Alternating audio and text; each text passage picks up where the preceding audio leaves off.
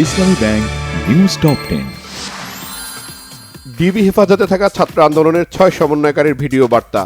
কোটা সংস্কারের মূল দাবি পূরণ হয় সব কর্মসূচি প্রত্যাহার, শিক্ষা প্রতিষ্ঠান খুলে দেওয়ার আহ্বান। সহিংসতায় নিহত 34 জনের পরিবারকে প্রধানমন্ত্রীর আর্থিক সহায়তা। আহত পুলিশ সদস্যদের ও বঙ্গবন্ধু মেডিকেলে চিকিৎসাধীন আহতদের খোঁজ খবর নিলেন।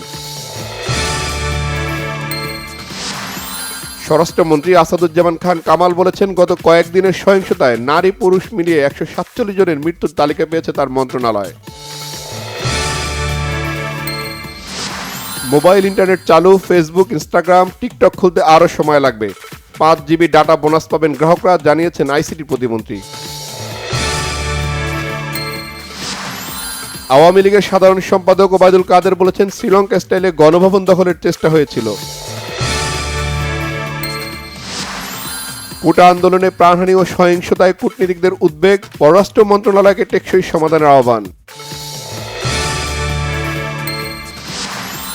নিরীহ ছাত্রছাত্রী ও কোটা সংস্কার আন্দোলনের নেতাদেরকে নির্যাতন না করার আশ্বাসের পরও প্রতিনিয়ত গ্রেফতার করা হচ্ছে সাধারণ শিক্ষার্থীদের, অভিযোগ বিএনপি মহাসচিবের। সাবেক আইজিপি বেনজির আহমেদের অস্বাভাবিক লেনদেনের তথ্য পেয়েছে দুর্নীতি দমন কমিশন দুদক। গাজার নুসেইরাত ও বুরেইজ শরণার্থী শিবির থেকে ফিলিস্তিনিদের অন্যত্র সরে যাওয়ার নির্দেশ দিয়েই একের পর এক হামলা চালাচ্ছে ইসরায়েলি বাহিনী।